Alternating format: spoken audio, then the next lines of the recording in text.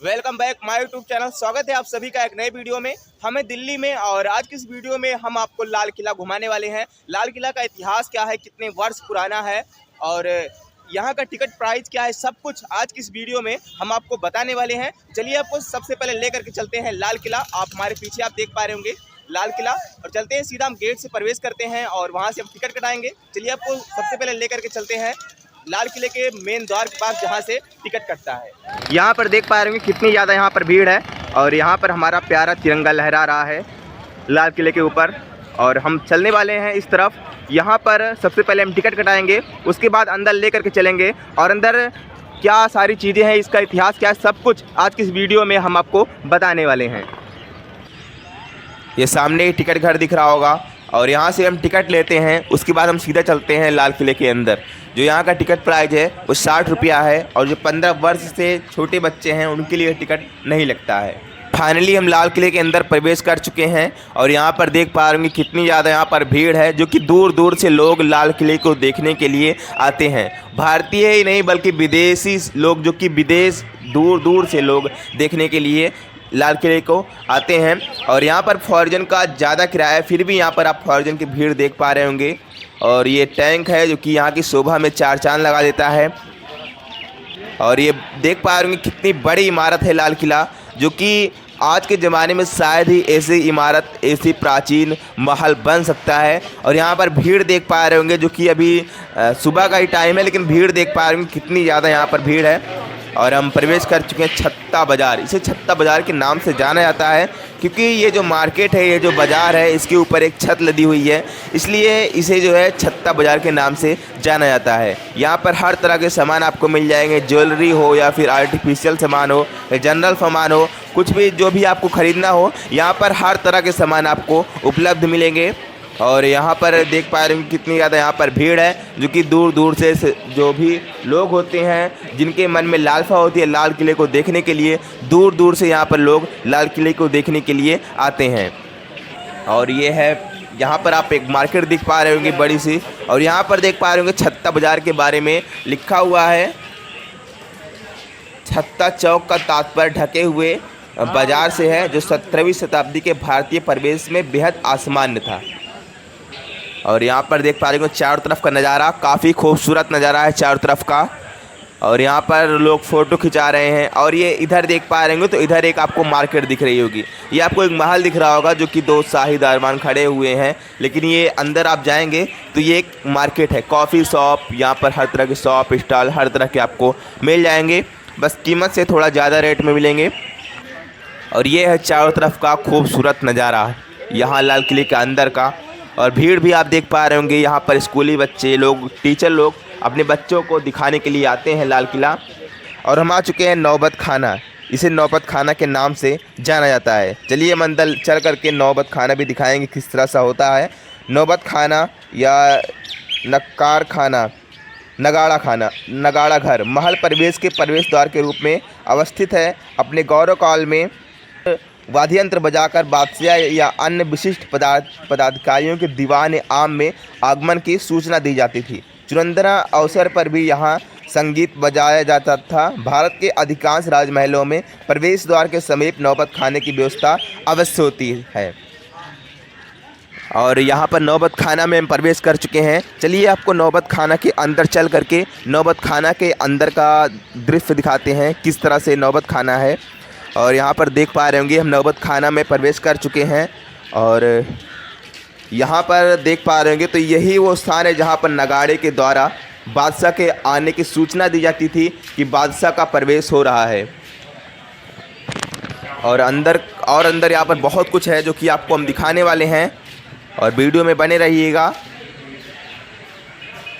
यहाँ पर देख पा रहे होंगे तो सामने ही आप देख पा रहे होंगे तो सामने एक बड़ा सा महल दिख रहा होगा, जो कि चल के आपको दिखाते हैं ये महल किस लिए बना था। और अंदर चलने पर हमें पता चलेगा कि ये महल किस लिए बना था। शायद ये दीवान आम होगा, लेकिन चल के हम निश्चित कर देते हैं। आपको बता दें दीवान आम ही है। दीवान आम नागरिकों का कक्ष है, जहां शाहजहां 1628 से 58 ईस्वी आम जनता से मुलाकात एवं उनकी शिकायतें सुनते थे। और सपने सामने की ओर आंगन से युक्त इस कक्ष में पूर्वतः चारों ओर छत्तादार कक्ष बने हुए थे, जिसे मुखिया द्वारा कार्य करने के लिए प्रयुक्त किया जाता था। वर्तमान में पश्चिमी दीवार के मध्य में संगमरमर का चबूतरा है और यहाँ पर लिखा हुआ है पूरा दीवान आम के बारे में। और ये है पूरा दीवान आम जो कि काफ़ी खूबसूरत है। और यहाँ पर दीवान आम शायद ही अब बन सकता है। अब के ज़माने में जैसे भी है हर आधुनिक चीज़ है, लेकिन शायद ही ऐसे महल बन सकता है। पहले के ज़माने में जैसे भी नहीं थी, आधुनिक सुविधाएं नहीं थी, फिर भी इस तरह के महल बन गए जो कि शायद ही अब बन सकता है। और यहाँ पर देख पा रहे होंगे सामने ही, तो यहाँ पर एक बड़ा सा आपको चबूतरा दिखाई दे रहा होगा, जहाँ पर शायद बादशाह जो थे वो यहाँ पर बैठ करके अपना फैसला सुनाते होंगे। और यहाँ पर जो नागरिकों की जो भी शिकायतें होती होगी, यहाँ पर बैठ करके नागरिकों की जो शिकायत थी वो सुना करते थे। और यहाँ पर देख पा रहे होंगे कितने दूर दूर से लोग यहाँ पर दीवान आम को देखने के लिए आए हुए हैं।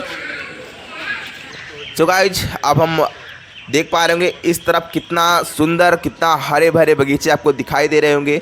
और यहाँ पर 3 प्रमुख यहाँ पर महल दिख रहे होंगे। और उसके बगल में देख पाएंगे तो यहाँ पर एक आपको मस्जिद दिख रही होगी। और यहाँ पर 3 मुख्य रूप से आपको महल दिख रहे होंगे। एक आपको छोटी सी नहर के रूप में दिख रही होगी। और चलिए इसके बारे में भी आपको जानकारी देते हैं कि ये क्या है और किस लिए बनवाया गया था। यहाँ पर छोटी सी नहर देख पा रहे होंगे, यहाँ पर पानी भरा हुआ है जो कि बहुत ही खूबसूरत लग रहा है। और पहले के ज़माने में यहाँ फुहारा भी रहा होगा, लेकिन अब ये फुहारा शायद किसी वजह से बंद है। और आपको अंदर से भी दिखाएंगे ये महल किस तरह से है। और यहाँ पर इस महल के बारे में लिखा भी हुआ है। और ये महल आपको अंदर से दिखाएंगे कि ये महल किस तरह से है, जो कि ऐसा लग रहा है कि संगमरमर से बना हुआ है। और यहाँ पर देख पा रहे होंगे ये पूरा महल काफ़ी खूबसूरत लग रहा है, जो कि इतना पुराना होने के बावजूद भी अभी वैसे का वैसा खूबसूरत बना हुआ है। और यहाँ पर देख पाएंगे बगल में, तो यहाँ पर यहाँ के बारे में लिखा हुआ है नहर ए बहिश्त, अर्थात स्वर्ग से बहती जलधारा। किले की एक महत्वपूर्ण विशेषता थी, यह नहर बगीचों को सींचती हुई जाती थी। यहाँ पर जो भी बाग बगीचे थे उसे सींचती हुई जाती थी। और बगल में देख पा रहे हो तो यहाँ पर रंगमहल है। रंगमहल या रंगों का महल एक विश्राम कक्ष युक्त है। और ये विशाल कक्ष जो है इसे रंगमहल के नाम से जाना जाता है। इसका आंतरिक भाग मूलतः चित्रित था, जिस कारण इसका यह नाम पड़ा। आंतरिक भाग इसका चित्रित है, इसलिए इसका नाम रंगमहल पड़ा। और रंगमहल भी काफ़ी खूबसूरत है देखने में, जो कि शायद आज के कारीगर बना पाए ऐसा। और पहले के ज़माने में आधुनिक चीज़ें भी नहीं थी, फिर भी इस तरह के महल बन पाए। और यहाँ पर देख पा रहे होंगे चारों तरफ काफ़ी खूबसूरत नज़ारा है यहाँ का।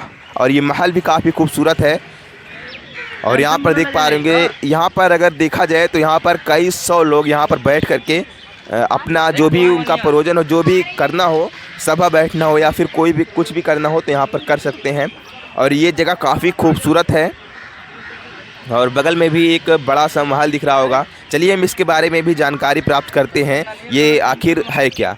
तो आपको बता दें ये खास महल है जो कि बादशाह के लिए बनवाया गया था। और इसके बारे में चलिए पढ़ते हैं कि क्या है ये। यह बादशाह या निजी महल था। और इस महल के 3 भाग हैं। और ये जो महल है इसके 3 भाग हैं। और ये खास महल था जो कि बादशाह का खास महल था। और चलिए आपको दिखाते हैं ये खास महल किस तरह से था। ये आप देख पा रहे होंगे, ये है खास महल जो कि काफ़ी खूबसूरत लग रहा है। यहाँ पर हर एक महल आपको देखेंगे तो हर एक महल दिल्ली का जो है काफ़ी खूबसूरत है।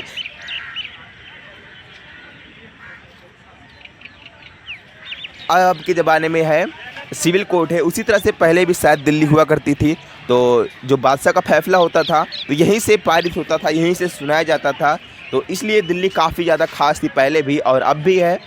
तो यहाँ पर देख पा रहे होंगे कितने सुंदर महल हैं। और यहाँ पर हर एक महल आपको काफ़ी खूबसूरत दिखाई देंगे, जो कि शायद ही अब के ज़माने में कोई बना पाए। इतना खूबसूरत, इतना चित्रित और इतना भव्य महल शायद ही कोई बना पाए। अंदर से भी काफ़ी खूबसूरत है। और बगल में देख पा रहे होंगे जो कि आपको एक मस्जिद दिख रही होगी। चलिए अंदर लेकर के चलते हैं और इस मस्जिद के बारे में भी पढ़ते हैं। ये मस्जिद क्या है, किस लिए बनवाई गई थी, तो आपको इस मस्जिद के बारे में भी बताएंगे आपको। यहाँ पर लिखा हुआ है मोती मस्जिद। इसे मोती मस्जिद के नाम से जाना जाता था और मोती मस्जिद का निर्माण औरंगजेब ने अपने निजी उपयोग के लिए करवाया था। विभिन्न प्रहरों में इबादत करने के लिए इस मस्जिद का निर्माण जो है कराया गया था और यहाँ पर विशेष रूप से जो विशेष लोग होते थे वो इस मस्जिद में आते थे इबादत करने के लिए। और यहाँ पर देख पा रहे होंगे चारों तरफ काफ़ी खूबसूरत नज़ारा है।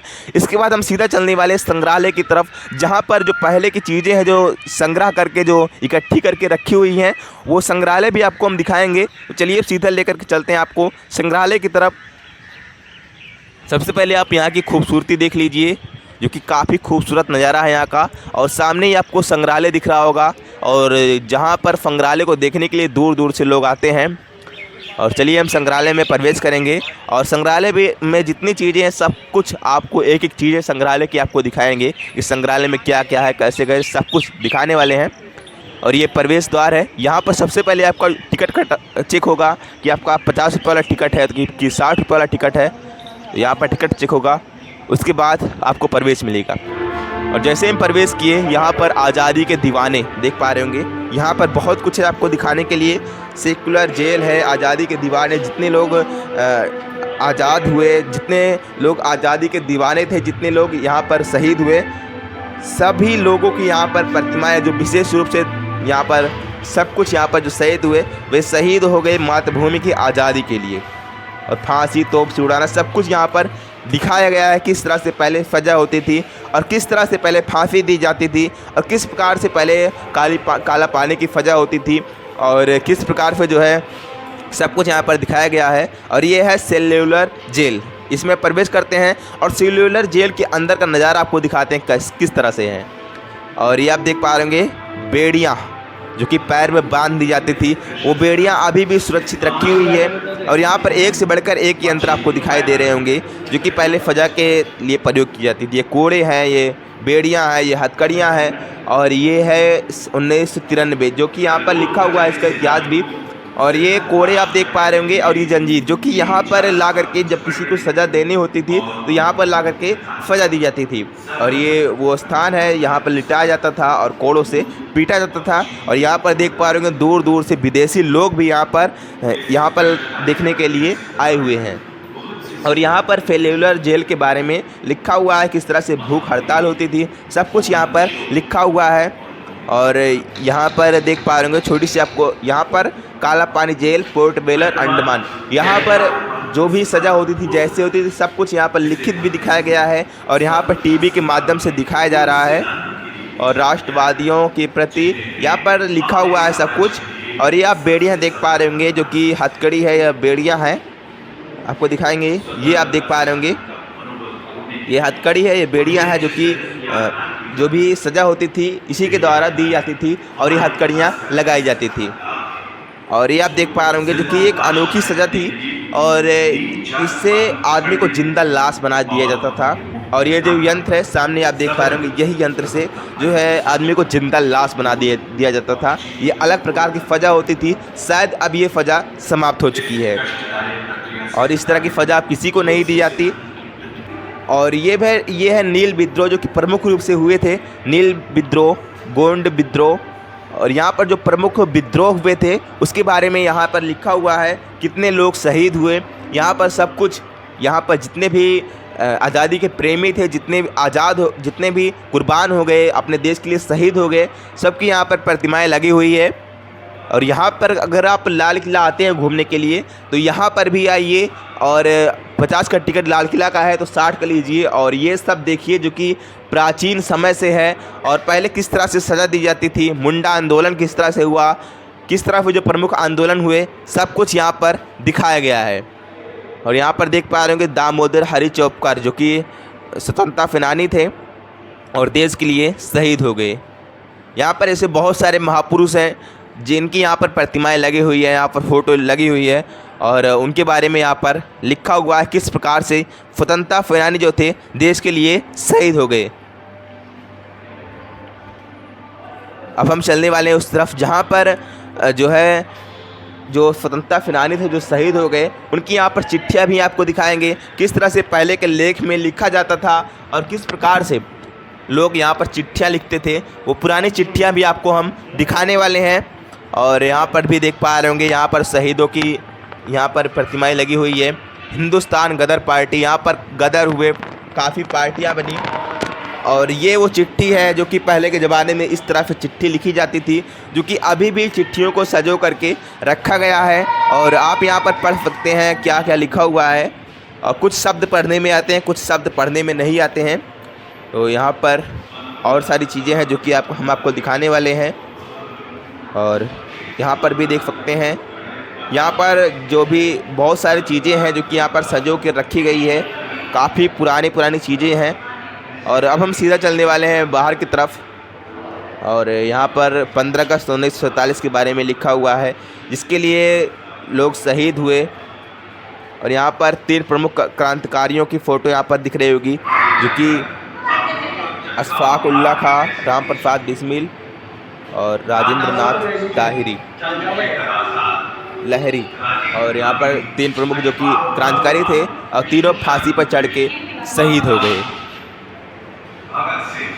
आई होप आपको हमारा वीडियो पसंद आया होगा। अगर आपको हमारा वीडियो पसंद आया है तो वीडियो को एक लाइक कर दीजिए, चैनल को सब्सक्राइब कर दीजिए। मिलते हैं ऐसे ही एक नई वीडियो के साथ।